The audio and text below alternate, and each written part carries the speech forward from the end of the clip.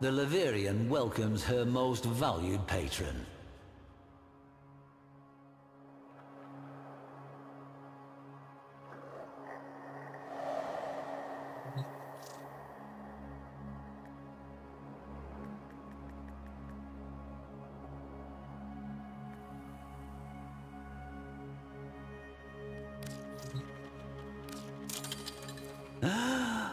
With that, I could buy my bod.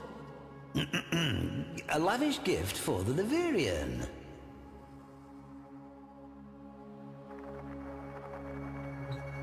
Ivara, the Huntress. This tale comes to us from the secret history of the Orokin court by the historian Porvis. Have you perhaps heard tell of the Myrmidon? No matter. A preternatural beast figure straight out of myth he was. One whose prey had no equal. Warframes were what this villain hunted.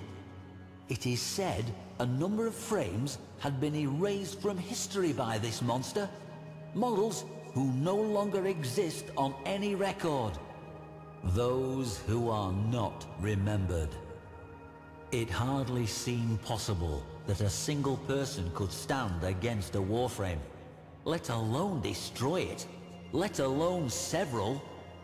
Perhaps Porvis enjoyed the telling a little too much, or perhaps there is something to it. Ivara encountered the Myrmidon quite early in her history. Quite early indeed.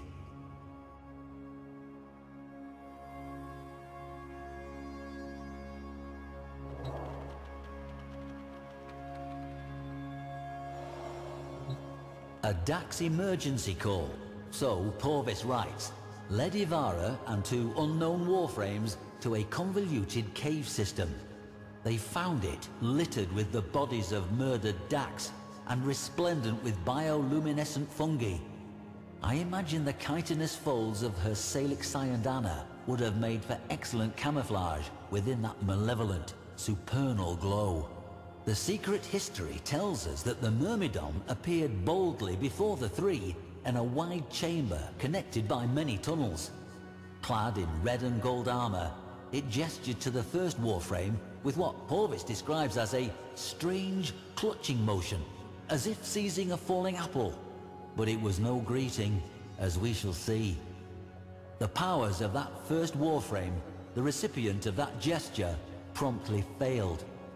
The Myrmidon took advantage of the confusion to leap upon the hapless frame and press a palm to the warrior's head. In lurid detail, Porvis describes a flash of the most scintillating emerald light, and Ivara's battle sibling collapsed to hot dust.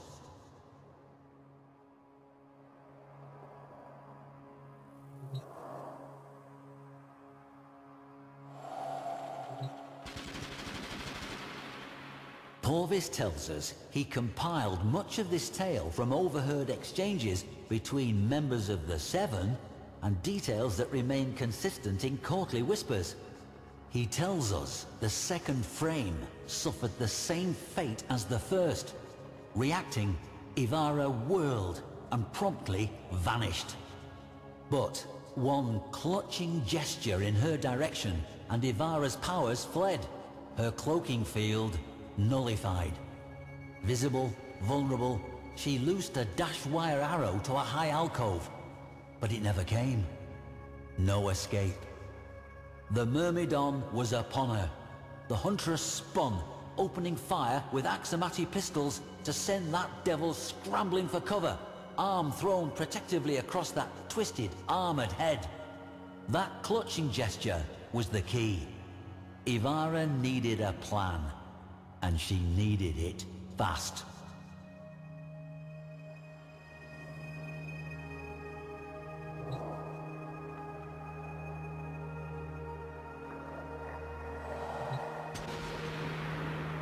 Ivara ran at a wall and up it, hanging there, waiting, as the Myrmidon flipped into the room, blasting the spot where he'd expected her to be. Frustrated, he again made that same elaborate gesture, trying his luck, and she saw it. That bracelet upon the wrist that glowed softly with the movement of that clutching gesture. Ivara flipped from her perch, shouldering her exquisitely crafted rubico as she did so, and sighted the enemy. Through the Orokin sculpted scope, Hunter and Huntress met eye to eye, each loosing a desperate blast, a bullet from Ivara, a killing light from the Myrmidon. The green light lashed, touching a shoulder plate of Ivara's aviar armor, reducing it to dust. It saved her. Huntress won out, her shot claiming the Myrmidon's device in a shower of sparks. But the Myrmidon's weapon remained lethal, and with it, he lashed out at Ivara in an emerald fury.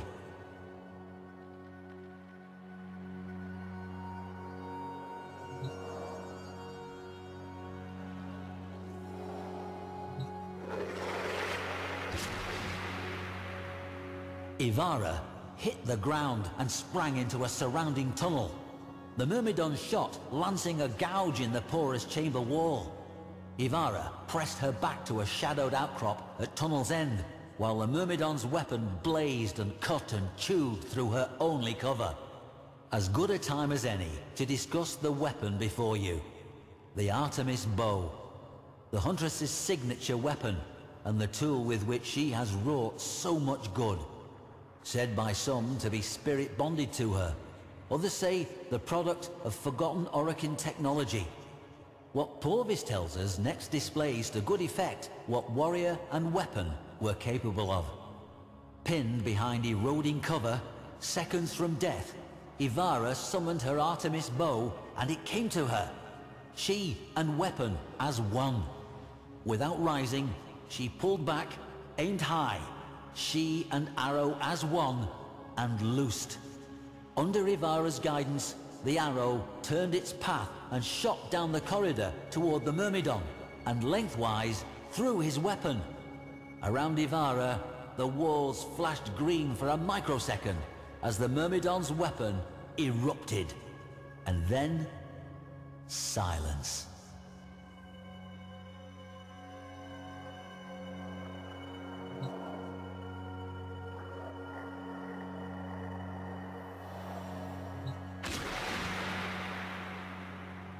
What is a bow without arrows? And these arrows? The origin system has never seen their like, able to change their very nature at the whim of Ivara. Sleep, cloaking, rapid fire, they are the embodiment of her legendary versatility. Ivara drew her bow again, this time for her fallen comrades.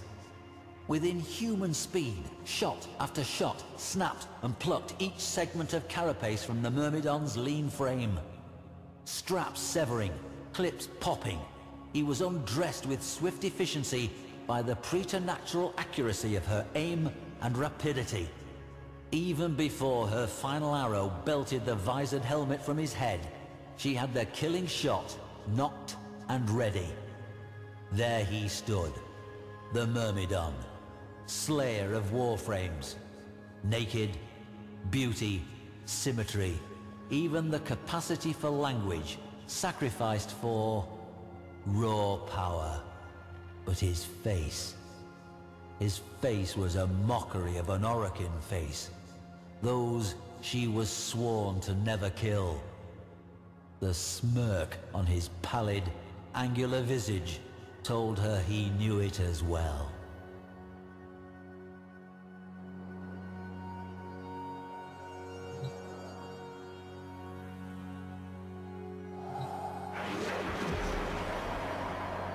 The grand doors of the Chamber of the Seven flew open.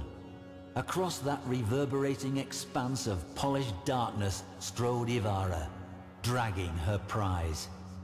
Before the assembled council, she dropped him, and with it, the Myrmidon's battered helmet. Here he would meet justice at the hands of his own people. Here, her fallen friends would be avenged. She beheld the Seven, awaiting their judgment. The Myrmidon got to his feet, cleaning dust from one shoulder with a contemptuous flick. One of the seven leaned forward, removing a curious thing from their slender head, a lattice of delicate silver, placing it on the elevated, chest-high curve of obsidian that separated her from them. Instantly, the Myrmidon collapsed, lifeless, to the floor. Ivara did not understand. Why? Why? A stately voice intoned her name. There stood Executor Ballas. He told her, "You have been battle and loyalty tested. Your companions, they were found wanting. They failed to adapt, failed to overcome, and so they are no more. But you, Ivara, you shall live. You shall be remembered." Her battle comrades, as we know, were not.